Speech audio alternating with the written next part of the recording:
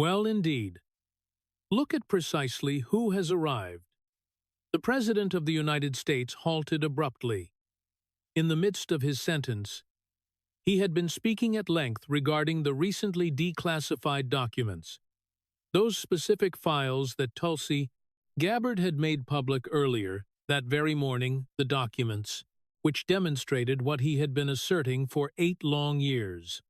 The papers that proved from his perspective that the entirety of the Russia investigation had been manufactured from absolutely nothing.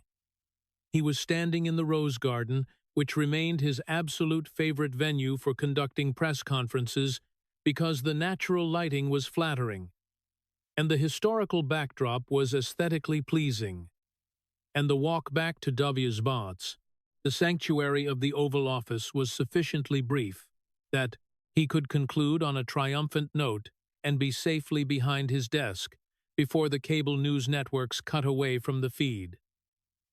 200 reporters and 30 high-definition cameras were present on an October afternoon so crisp and clear it resembled a commissioned painting. He had been in the middle of a sentence, articulating something regarding the intelligence community's assessment and how it was, in his estimation, a total fraud, a complete fabrication, and frankly, a profound embarrassment to the intelligence community, which coincidentally used to be magnificent, used to be the absolute finest in the world, but has transformed. And I detest having to articulate this because I respect the men and women who serve. I truly do. They are incredible people. But it has transformed into a political operation for the opposition party. When the commotion commenced, it began at the very rear of the press area, a quiet murmur with heads turning, and Secret Service agents speaking discreetly into their wrists. A figure was moving through the media section, not a reporter nor a cameraman, but a man dressed in a navy suit and a red tie, who walked with the deliberate posture of an individual who knew precisely where he was going, and intended for everyone to witness his arrival. It was Adam Schiff, the Senator Adam Schiff, Democrat from California, the former chairman of the House Intelligence Committee, the former lead impeachment manager, the former member of the January 6th Select Committee, and, in the estimation of the man standing at the podium, the single most dishonest human being in the recorded history of American politics. He had not been invited. He was simply there. His office would later explain to exercise his right of response as a sitting United States Senator to the President's characterizations of the Russia investigation. He was there because the declassified documents were, in his view, being misrepresented, and because someone had to physically stand up to the dissemination of information, and because Adam Schiff had spent 8 years refusing to be intimidated by Donald Trump, and he was certainly not about to commence being intimidated now. What he had not calculated, however, what his extensive staff had not calculated, what his communications director and his legal counsel and his chief of staff had all collectively failed to anticipate, was the expression on Donald Trump's face when the president of the SS United States spotted his oldest adversary walking into his own backyard. It was the smile, the wide, predatory, and delighted smile of a man who has been waiting for a specific event for a very long time, and has just realized it is being handed to him entirely for free, pencil neck himself. Ladies and gentlemen, look at this scene unfolding. Adam Schiff in the Rose Garden. I did not invite him. Nobody invited him. He just appeared like a bad penny. Like a, what do they call those individuals? A party crasher. He is crashing my press conference. The press corps erupted as cameras swiveled and reporters shouted questions.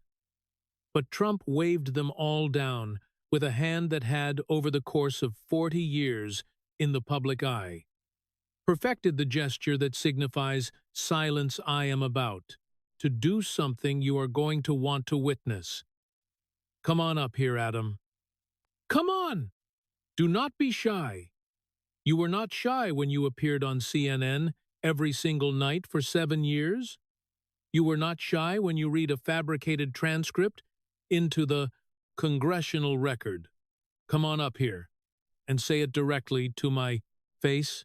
I have been waiting for this moment for 8 years. I have been waiting. Schiff stopped about 20 feet from the podium. He stood in the area where reporters normally stood behind the velvet rope, among the cameras at ground level.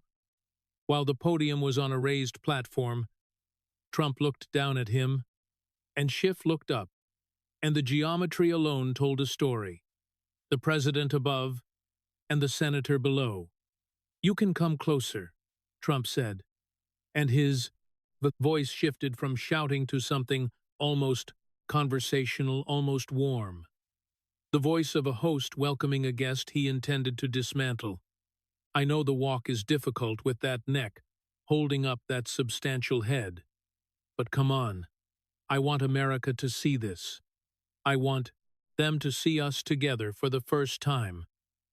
The President of the United States and the man who attempted to dismantle him, standing right here in the Rose Garden, in the most beautiful garden in the world, by the way. And I want to ask one IT question, just one very simple inquiry. He leaned into the microphone who won, to understand the profound weight of that question, to understand why 200 reporters held their breath, and why 30 cameras zoomed in, and why the White House communication staff stood frozen against the colonnade like figures in a painting. You have to understand that this was not a normal political confrontation. This was the culmination of the most personal, most vicious, and most sustained feud in modern American political history. 8 years, 2 impeachments, 1 special counsel investigation, 1 censure resolution, thousands of tweets, hundreds of cable news appearances, and nicknames such as Pencil, Neck Shifty, Schiff, Watermelon Head, and Crooked Adam so numerous that Trump's own staff had begged him to select one and adhere to it. And he had refused, because as he told an aide, "Why should I pick one when they all work effectively?"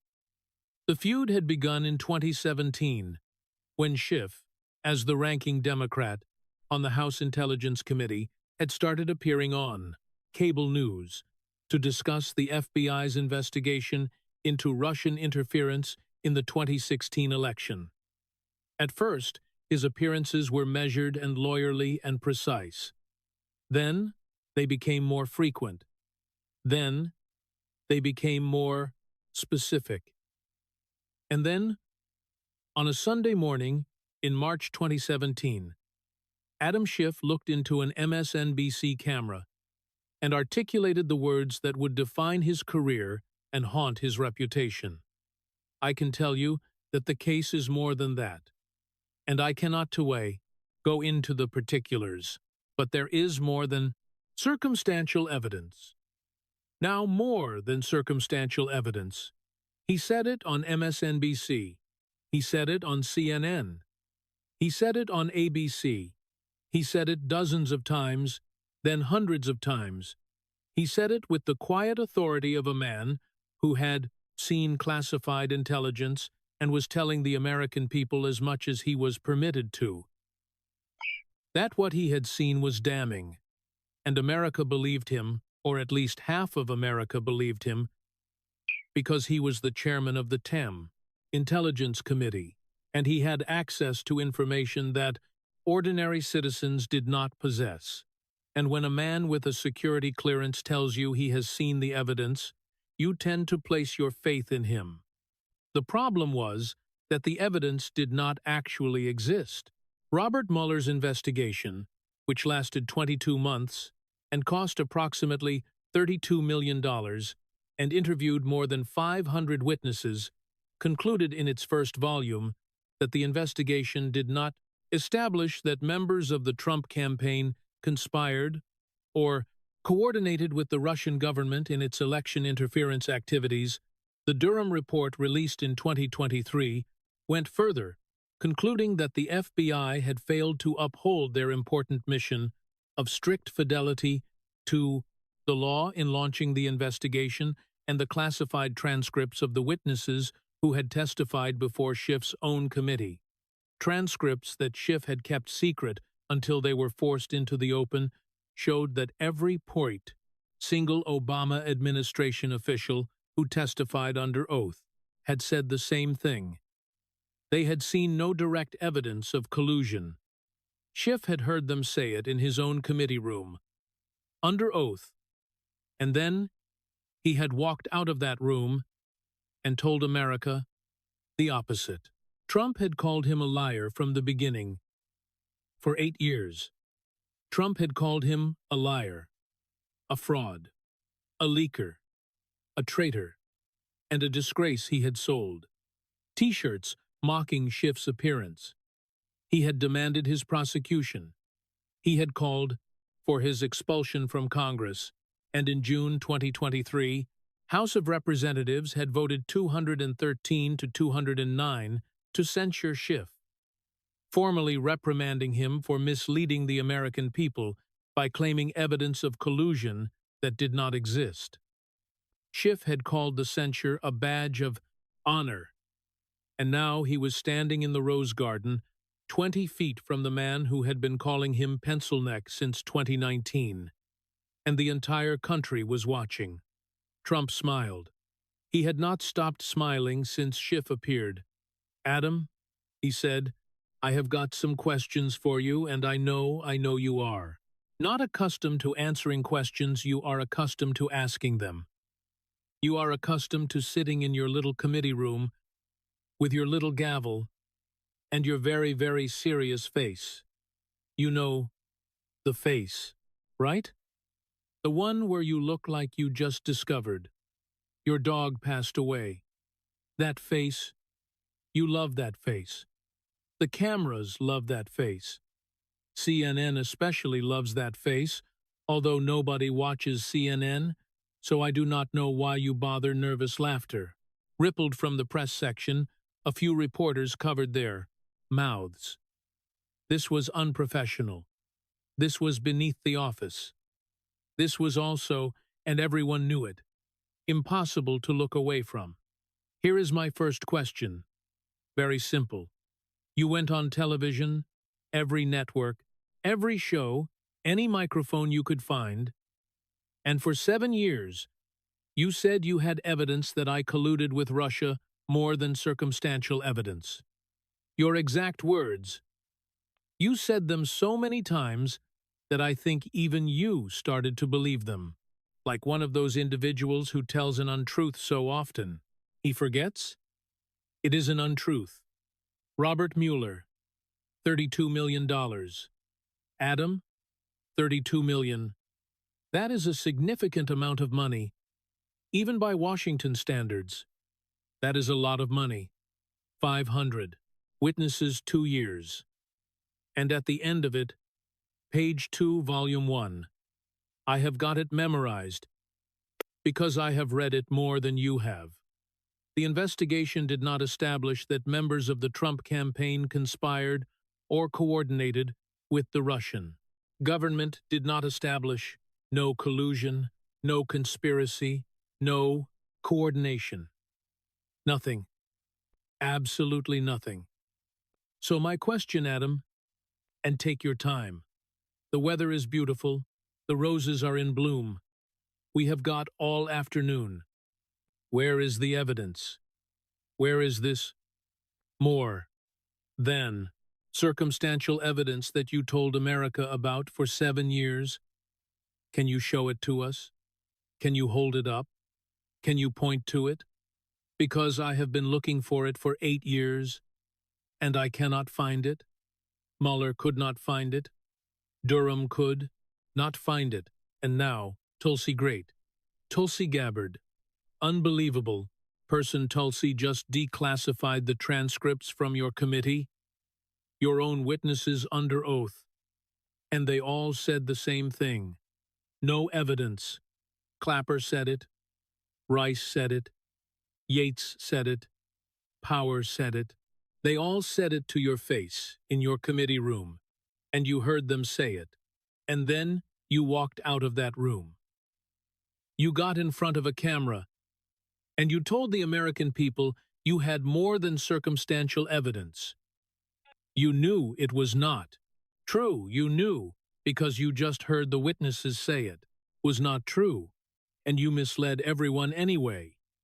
That is not politics, Adam. That is fraud. And if I did that in real estate, if I told a buyer I had evidence a building was worth $100 million when I knew it was worth 10, I would be in prison. In prison.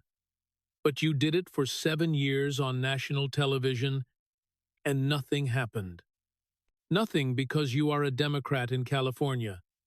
And in California, you can mislead every day of the week, and twice on Sunday, and nobody cares.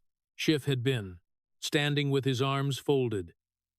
His expression the practiced mask of a man who has been insulted by Donald Trump so many times that the insults have become background noise.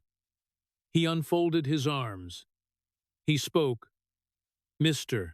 President, the evidence of your campaign's interactions with Russian operatives was extensively documented in the Mueller report.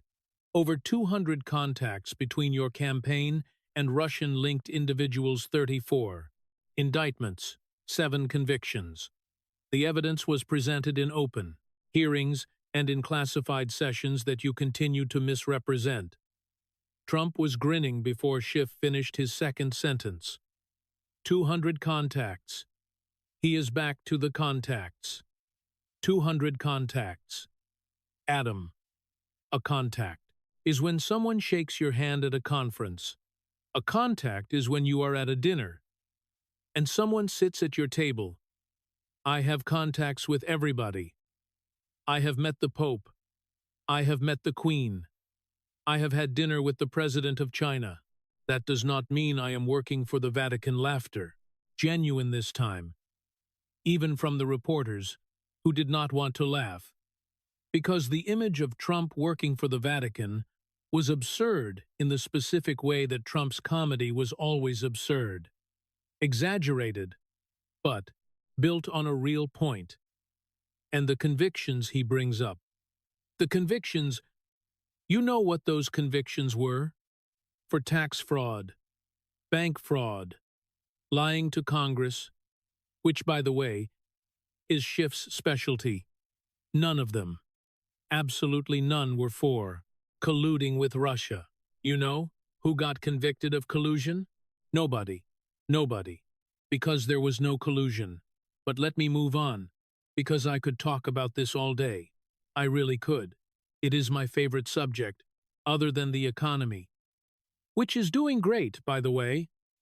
Record stock market, record low unemployment. But I want to talk about something else. Something that still makes me, and I do not get angry very often. I am a very calm person. Very even-tempered. Ask anyone something that still makes me angry. September 26th, 2019. Adam, you remember that day? I know you do, because that is the day you committed what I believe is the greatest fraud ever perpetrated in a congressional hearing room. He leaned forward on the podium. The entertainment was over.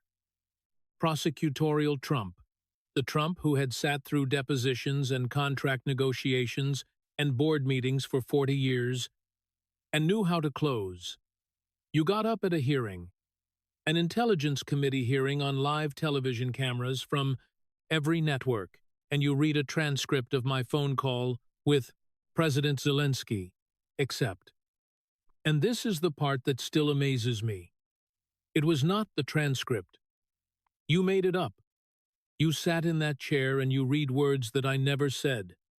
You said, I told Zelensky I want you to make up dirt on my political opponent. I never said that. Never. You said, I told him I am going to say this only 7 times, so you better listen. Good.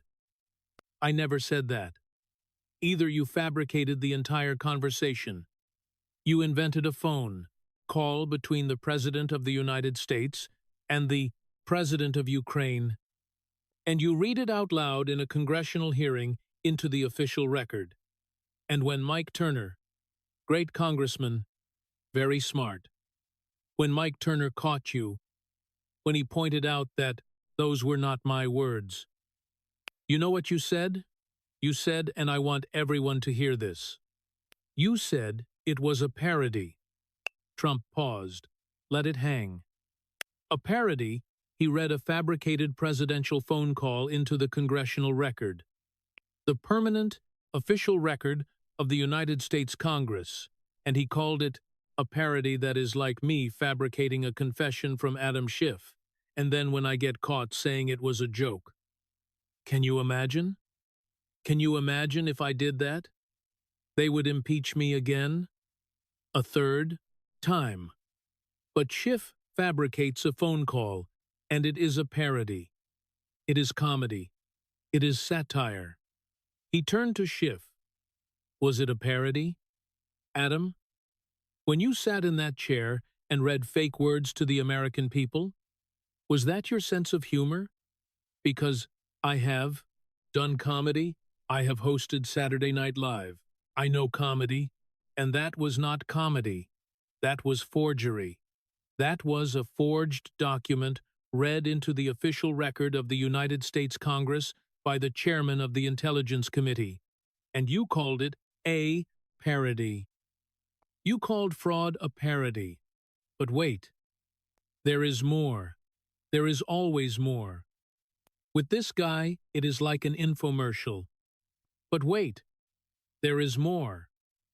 The whistleblower. Remember? The whistleblower?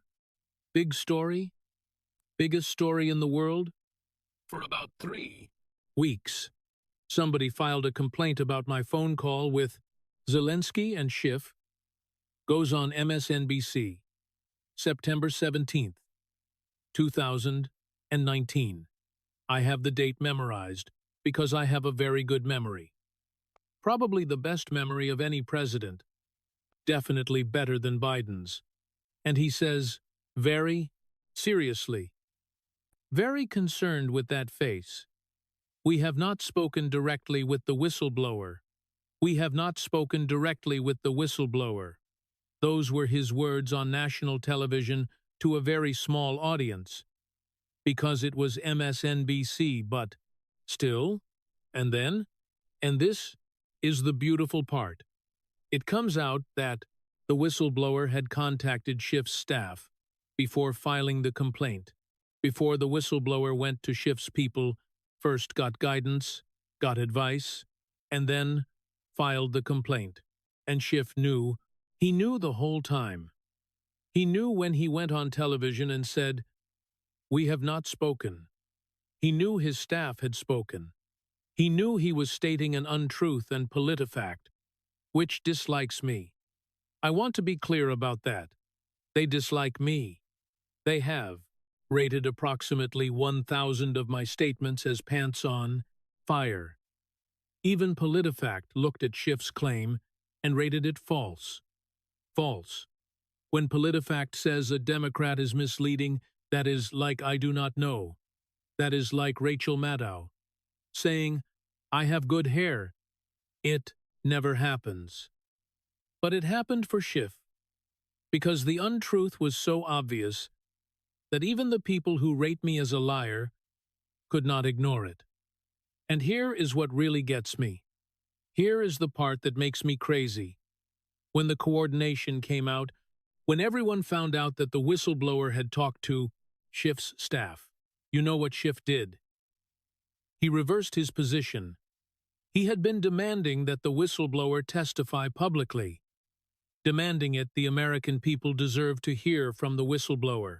And then the second the coordination was exposed, he flipped. Suddenly the whistleblower needed to be protected. Suddenly, it was too dangerous for the whistleblower to testify. Not because it was dangerous, because the whistleblower would have had to answer questions about why he went to Schiff's staff. First, Adam, that is not oversight. That is not investigation. That is a setup. You coordinated with the whistleblower, misled about the coordination, and then blocked the testimony that would have exposed the deception. That is not what a chairman does.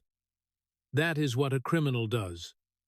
And I should know you investigated me for 4 years, looking for exactly that kind of behavior. Trump turned to the reporters. And speaking of crimes, Cash, great Cash Patel, incredible guy, director of the FBI, best we have ever. Had Cash declassified some FBI interview notes last month? 302S. That is what they call them. 302S. It is a very technical term. I know all the technical terms because I have been investigated more than any human being in history. These 302S are interviews the FBI did with a former staffer on Schiff's committee. A Democrat staffer, not a Republican plant. A Democrat. And this staffer told the FBI under penalty of perjury, by the way, this is not Twitter, this is the FBI. He told them that Schiff directed his staff to leak classified information, classified about me, about the Russia investigation, to the media. The staffer said Schiff told the group at a staff meeting, not a secret meeting, a regular staff meeting, that they would leak classified information that was derogatory to the President of the United States. That is me, by the way, in case anyone is confused, derogatory to me, and that the information would be used to, and I am quoting here, indict the President. Now, if a Republican leaked classified information to the media to destroy a Democrat, you know what would happen. Prison, immediate, no questions, no investigation, prison. But Schiff does it, and nothing happens because he has got the right letter after his name. D for Democrat, D for dishonest, D for, well, I could think of other words, but I will keep it clean because there are ladies present. He shook his head. Then abruptly, the shift again, serious to playful. You know, he have called him a lot of names over the years. A lot, people. Say, sir, you have too many nicknames for Adam Schiff. They say, pick one and stick with it. And I say, why? Why would I pick one? He deserves all of them. Shifty Schiff because he is shifty.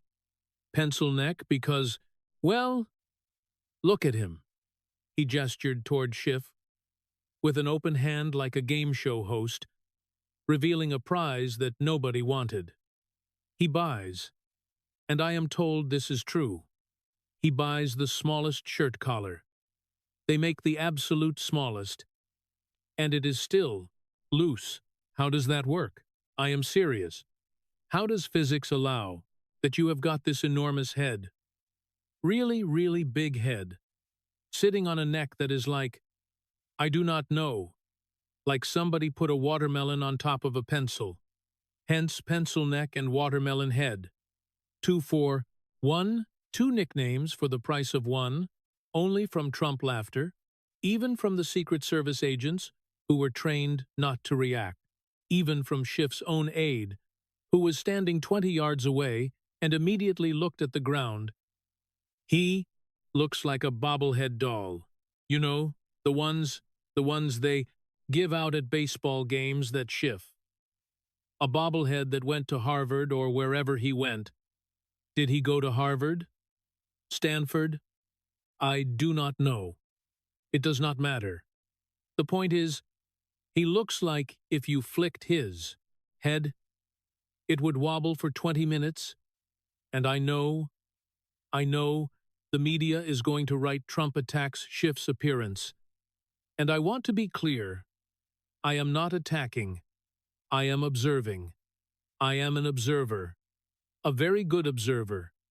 I observe things that other people are too polite to mention, and I am. Mentioning it because somebody has to, from 20 feet away, Schiff spoke. His voice was calm, controlled, the voice of a man who had decided to deploy dignity against mockery. Mr. President, while you are entertaining yourself with comments about my appearance, perhaps we could discuss the Constitution of the United States, which you swore an oath to protect, and which you have systematically undermined for 8 years. Trump pounced, not on the Constitution, on the opportunity, the Constitution. He brings up the Constitution. I love the Constitution. Nobody loves the Constitution more than me. Well, maybe Thomas Jefferson. But he is dead. So I am number one. But Adam, you read a fake transcript into the congressional, record you coordinated with a whistleblower, and then went on MSNBC, which nobody watches by the way, and misled about it. PolitiFact, which dislikes me. They rate everything I say as pants on fire, but even they rated your whistleblower claim as false. When PolitiFact says a Democrat is lying, that is like that. Is like MSNBC saying, I have nice hair? It never happens. And you want to lecture me about the Constitution? Adam, you got censured by the House of Representatives, your own institution, June 2023, the vote of 213 to 209. They made you stand in the well of the House. The well, the very center of the chamber where you stand. When the institution wants to publicly tell you that you embarrassed it, and they read a resolution that said, you misled the American people by claiming evidence that did not exist. And you know what you said? You said it was a badge of honor. A badge of honor. Getting censured for misleading is a badge of honor only in the Democratic Party, only in California, only in Adam Schiff's head, which is very large, by the way, as we discussed. Could getting publicly reprimanded by your own colleagues be considered an achievement? I got impeached twice. You know what? I called it a disgrace, because I was innocent, because it was political persecution, and I fought. It and I won twice. And I am standing right here in the Rose Garden, the President of the United States. And you are standing over there next to the guy from CNN who got the last badge, Adam.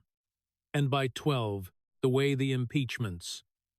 Let us talk about the impeachments, because Schiff did not just investigate them. He led them. He was the lead manager, the star, the quarterback of impeachment. He stood up in the Senate and gave this bigged-up, dramatic speech about how I was a threat to the Republic and how nobody is above the law and how the founders would be rolling in their graves. Very dramatic, very emotional, I will give him credit, very well delivered. Good performance. Not as good as mine, obviously, but for a Democrat it was pretty good. And you know what happened? The Senate voted to acquit me. Not once, twice, 2 impeachments, 2 acquittals. I am the only president in history who was impeached twice and won twice. Nobody talks about the winning part. They only talk about the impeachment part, but I won both times. And you know what else I did? I ran for president again, and I won again. More votes than the first time. 80 million votes. The most votes any Republican has ever gotten after 2 impeachments. So, Adam, you impeached me, and I came back stronger. You investigated me, and I became more popular. You tried to destroy me, and I became president again. At some point, do not you look in the mirror, that big bobblehead mirror, and say, maybe I am the one who is wrong. Maybe the American people do not agree with me. Maybe they see something I do not. No, he does not. Because Adam Schiff is the most self-righteous person in Washington. And in Washington that is really saying something. And oh, this is beautiful. You know what happened when I won in 2024? You know what Biden did on his way out the door? He issued preemptive pardons, preemptive for Schiff, for the whole January 6th committee. All of them, before I could even take office. Now, think about that. Think about what that means. Why would you pardon someone who has not been charged with anything? Why would you pardon someone who has not been accused of a crime unless you know that they did something that could be a crime? Biden pardoned Schiff because Biden knew what Schiff did.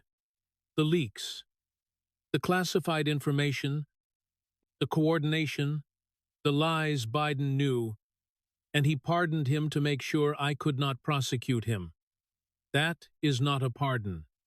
That is an escape hatch. That is Biden opening the emergency exit for his buddy before the plane crashes, and Schiff accepted. He accepted the pardon. If you are innocent, if you did nothing wrong, why do you accept a pardon that is like accepting a life jacket when you claim the boat is not sinking? You accepted the pardon, Adam, because you knew you needed it. Trump paused, looked at Schiff, then at the reporters, then back at Schiff. Trump let the question echo. He was warming up, not winding down. He could feel it. The rhythm, the momentum, the strange alchemy of crowd energy, personal grievance, and raw performance that had carried him through rallies and debates and press conferences for a decade. He was in this moment doing what he had always done better than anyone else in American politics, commanding attention, not requesting it, not earning it through careful argument and measured rhetoric, commanding it by being impossible to ignore. But here is the thing, he said, and his voice dropped not to a whisper. Trump did not whisper, but to a register that the reporters in the front row recognized as the setup for something serious. Here is the thing, Adam, and I want you to listen to this, because it is going to bother you. It is really going to bother you, because you have spent your entire career positioning yourself as Mr. Integrity, Mr. Rule of Law, Mr. I am just doing my duty, Mr. Nobody is above the law. That is your brand. That is what you sell. Adam Schiff, the man who holds powerful people accountable, and you cannot even fill out a mortgage application honestly. He let it land the Federal Housing Finance Agency, not me, not Republicans, the FHFA. A federal agency referred you to the Department of Justice for mortgage fraud. Mortgage fraud. You told the bank that your house in Maryland was your primary residence, so you could get a cheaper rate on a Fannie Mae loan. But Adam, you are a congressman from California.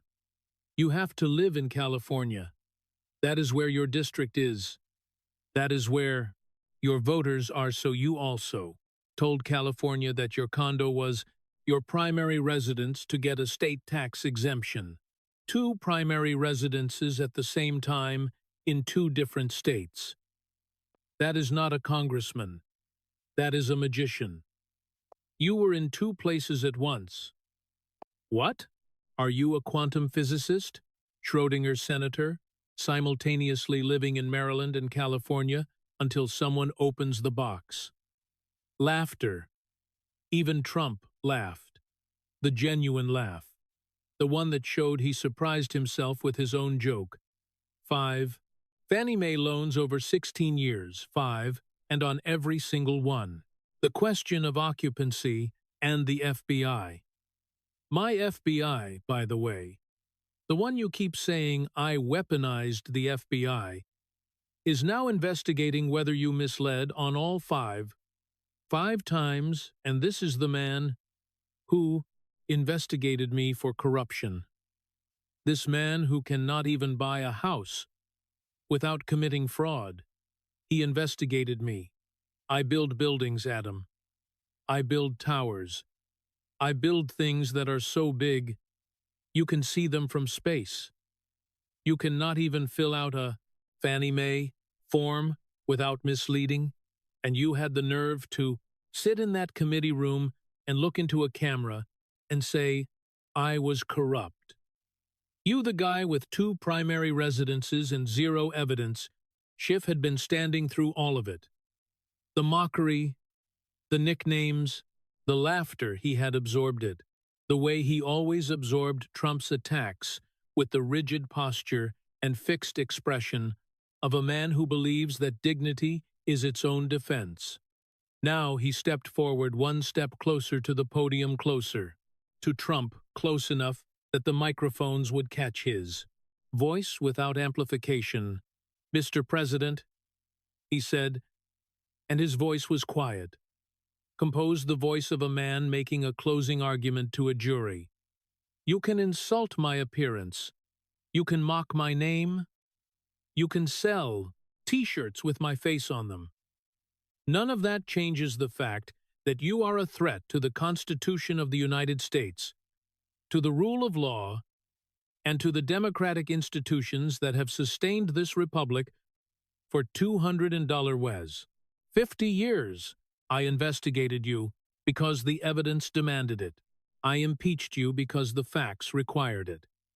I sat on the January 6th committee because an insurrection required it, and I would do it all again. It was the best thing he had said all afternoon. His best line, his most senatorial moment. The cameras caught it. The reporters scribbled it. MSNBC would run it on a loop for 3 days, on paper, on transcript, in the language of institutions and norms. It was a powerful statement from a United States senator standing his ground against a president who was mocking him in his own garden. Trump waited 3 seconds. The audience, reporters, staff, Secret Service watched. Then he spoke 2 words. Are you done? Schiff paused. I am good. Trump said, good speech, very noble, very emotional, very, what is the word? Senatorial. You should put it on a bumper sticker. But Adam, since you brought up facts, since you, of all people, brought up facts, let me give you some. His voice changed. The comedy was gone. The crowd work was gone. The nicknames were gone.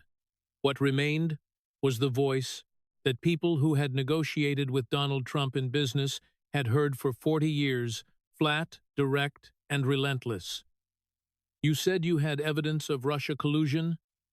You did not. Mueller said. So, Durham said. So, your own witnesses said.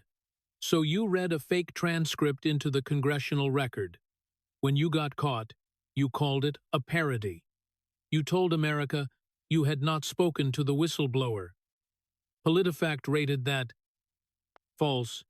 You got censured by the House of Representatives for misleading the American people. You called it a badge of honor. The FBI is investigating you for mortgage fraud. And Tulsi just declassified documents showing that every witness who testified to your committee under oath, Adam under oath, said there was no evidence of collusion. Every single one. And you knew it. You sat in those hearings. You heard them say it, and you walked outside and told America the opposite for 7 years. 7 years. That is longer than World War II. That is longer than most marriages. 7 years of looking into a camera and saying things you knew were not true because it helped you, because it made you famous, because it raised money, because it got you on television, because it made you the hero of people who hated me. And now you come here to my house, the White House, the People's House, to lecture me about the Constitution. He paused, and then he did something he almost never did. He got quiet, not soft. Trump was never soft, but quiet. Volume dropped. The rhythm slowed. The performance stopped. What was left was a man talking to another man, and the country could hear both of them breathing. Adam, I build buildings, real buildings. In New York, in Chicago, in Las Vegas buildings, you can see and touch, walk into and look up at when I say a building is 50 stories. You can count the floors. When I say it is made of steel, you can knock on it real things, things that exist. You built a hoax, a beautiful, elaborate 7-year hoax. Millions of people believed it because you said it with that face, that very serious, very concerned, very trustworthy face. And for 7 years the hoax stood, not because the evidence supported it, because your face supported it. But hoaxes do not last. Adam buildings last. Hoaxes do not. And yours collapsed. The documents are out. The transcripts are public. Mueller said, no collusion. Durham said, the FBI cut corners. Tulsi declassified everything. Your committee tried to hide. Your hoax is a pile of rubble, and you are standing in the rubble trying to tell me I am the one who is wrong. He straightened up. The quiet was over. The performance resumed. You impeached me twice. I won. Twice. You investigated me for 4 years. I am president again. You got censured. I got re-elected. You ran for 3. Senate. I run the country, and I am the threat to the Constitution. He turned to the press corps. 200 reporters, 30 cameras, the biggest audience any press conference had drawn all year. Who do you believe, him or your own eyes? He turned back to Schiff one last time. The smile returned, but different. Now, not the predatory grin of the opening. Something closer to dismissal. The way a man looks at a chapter of his life that is finally closing. Go home. Pencil neck. Go home. 8 words, 8 years. Schiff stood in the Rose Garden for 5 seconds. After Trump said it, he did not move. He did not respond. He did not reach for his phone, or look at his aide, or make a statement to the cameras that were all pointed at him, waiting for 5 seconds. Adam Schiff, a man who had spent 8 years speaking, investigating, impeaching, testifying, appearing, responding, always. Responding, had nothing to say. Then, he turned around and walked out of the Rose Garden. No press gaggle in the hallway. No quick statement to the CNN correspondent who jogged alongside him. No post-confrontation tweet from the Senate. Steps he walked to the Northwest Gate, got into a black SUV, and left the White House for the first time in the feud. Adam Schiff had no response. Not because he was wrong. His supporters would spend the next 72 hours arguing passionately that he was right about everything. Not because he was intimidated. Schiff had faced down Trump's fury for 8 years and would continue to do so. But because Trump, I had just performed for 30 minutes in his own garden, on his own stage, in front of his own cameras, and performance beats argument. The way fire beats paper. You can be right and boring, or wrong and riveting. And the cameras will follow the riveting every time. The clip go home, pencil neck go home hit. 78 million views in 48 hours. It became the most watched moment of the Trump-Schiff feud, surpassing the impeachment hearings, the censure vote, and every cable news appearance either man had ever made 8 words. Outperformed 8 years. The reactions split along the exact lines that every reaction to every Trump moment had split along. Since 2015, the liberal media called it bullying. Beneath the office and embarrassment to the presidency, MSNBC ran Schiff's Constitution speech on a loop and called it the most dignified moment of the Trump era. The conservative media called it a demolition, the greatest press conference in history. And the moment Pencil Neck finally met Justice Fox, news replayed the mortgage fraud section 14 times. Before midnight, the neutral observers, the ones who existed in the narrow strip of American political analysis between devotion and revulsion, noted something that both sides were reluctant to acknowledge. The insults were built on facts. The parody transcript was real. Schiff had read fabricated words into the congressional record and called it a parody. The whistleblower lie was real. PolitiFact had rated it false. The censure was real. 213 to 209 read in the well of the House. The mortgage fraud investigation was real. FBI ongoing. The declassified transcripts were real. Every witness had said no evidence. Every single one. Trump had not just mocked Schiff. He had mocked him. With the evidence, the comedy was wrapped around substance. The way insulation wraps around a wire. You felt the shock because the current was real. Schiff tweeted. 4 hours later, the President of the United States spent 30 minutes in the Rose Garden insulting my appearance and mocking my name. This is what authoritarianism looks like. This is what happens when a man with unchecked power decides to humiliate a political opponent on national television. The tweet received 2.3 million likes. Below it, the top reply, from an account with no political affiliation, a nurse from Ohio named Rebecca.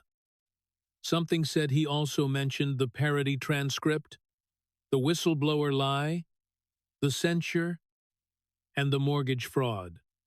Are you going to address those that reply received 1 million likes? The asymmetry was devastating. Schiff's tweet was about dignity. The reply was about facts. And in the economy of social media attention, the reply won in the weeks that followed. Trump mentioned the Rose Garden, confrontation, at 3 rallies, 2 fundraising dinners, and a bilateral meeting with the Prime Minister of Japan. Each time, he told the story slightly differently, adding details, embellishing the comedy, improving the punchlines through the iterative process that had made his rallies the most watched political events in America. The mortgage fraud section became longer and funnier. With each telling, the bobblehead joke acquired new variations. The closing line never changed. Schiff continued his Senate career. He continued appearing on cable news. He continued raising money. He continued being in the view of Democrats, the most principled opponent of Donald Trump in public life. He had survived everything Trump had thrown at him for 8 years. Insults, nicknames, impeachment, censure, the threat of prosecution. and he would continue to survive. That was the thing about Adam Schiff. He did not break. He did not retreat. He did not change his position or soften his rhetoric or seek accommodation. He was in his way as relentless as Trump, just quieter, just less entertaining, just less watchable. And that was the problem, because in the country that both men inhabited, a country where attention was currency and entertainment was power, and the most watched moment won, regardless of its relationship to truth. Adam Schiff's dignity was worth precisely nothing against Donald Trump's showmanship. Schiff could be right about every fact and lose every news cycle he could deliver. The most constitutional, most principled, most legally sound argument in the history of American political rhetoric. And it would be buried on page 9 by Go Home Pencil Neck. This was not a new observation. Media critics and political scientists had been making it since 2015. But the Rose Garden made it literal. For 30 minutes on national television, a law professor and a professional wrestler stood in the same garden and addressed the same country. And the country watched the wrestler, not because it agreed with him, because it could not look away. Trump ended the press conference the way he ended, all of them with a line that the reporters would carry with them to the filing center, and that the cable networks would run as a chyron until the next crisis replaced it. "You know," he said, leaning back, from the podium, his hands on the lectern, "I have been dealing with Pencil Neck for 8 years. 8 years. Russia, Ukraine impeachment, January 6th. The whole thing. 8 years of investigations and accusations, and hearings and subpoenas. You want to know the truth, the real truth." He smiled. "The genuine one. I should send him a thank you card, because every time he came after me, my numbers went up every single time. Russia hoax numbers went up first. Impeachment numbers went up second. Impeachment I got more votes the second time than the first. January 6th committee, I won the nomination by the biggest margin in Republican history. Pencil Neck, Adam Schiff, is the greatest campaign manager I never hired." Laughter. The press conference ended. Trump walked back to the Oval Office. The Rose Garden emptied. The cameras were packed away. The chairs were folded. And somewhere on the I-66, in the back of a black SUV heading toward Capitol Hill, Adam Schiff sat in silence, with a phone full of supportive texts and a port, mind full of constitutional arguments and the absolute unshakable certainty that he was right about everything. About Russia, about impeachment, about January 6th, about the threat that Donald Trump posed to the American Republic. He was, perhaps, right about all of it, but Go Home Pencil Neck had 78 million views, and his Constitution speech had 400,000 in the economy of American politics. The real economy, the one that determines who governs and who remembers and who gets the last word. That ratio was the only number that mattered. Not because it was fair, not because it was just, not because it reflected the truth about either man, because attention is the only currency that buys power. And Donald Trump was the richest man in the room he always was. In the end, the Rose Garden was not a debate. It was a demonstration. A demonstration of the principle that had governed American politics since the moment Donald Trump rode down a golden escalator in 2015 and changed the rules of the game in a fight between substance and spectacle. Spectacle wins not because the public is stupid, not because the truth does not matter, but because the human brain is wired to remember the thing that made it feel something: laughter, shock, outrage, delight, and to forget the thing that made it, Think Schiff made people think, Trump made people feel, and in the competition for attention, feeling beats. Thinking, every time Adam Schiff knew this, he had known it for 8 years. He had watched Trump turn American politics into a reality show, and had refused on principle, on conviction, on the sheer stubbornness of a man who believes that institutions matter more than entertainment. To participate, he had brought a legal brief to a comedy, show he had brought the Constitution to a roast he had, brought dignity to a cage match, and he had lost. Not the argument, the audience. The Rose Garden proved what both men had always known, but only one of them had ever admitted, in the arena where American politics actually happens. Not the arena of courtrooms and committee hearings and constitutional law, but the arena of screens and feeds and clips and shares. Donald Trump is unbeatable not because he is right, because he is watchable, and in 2025, watchable is the only thing that matters. Schiff would continue to fight. He would continue to give speeches on the Senate floor. He would continue to appear on MSNBC and cite statutes and invoke precedents and make the case carefully and precisely, and with abundant evidence that Donald Trump was a danger to the Republic. He would continue to be right about many things and wrong about some things and principled about most things, and none of it would get 78 million views. Because, go home, pencil neck, already did. And in the economy of attention, the only economy that elects presidents and destroys senators and determines who gets remembered and who gets forgotten, 8 words from a showman in a garden will always be worth more than 8 years of arguments from a lawyer in a hearing room, always.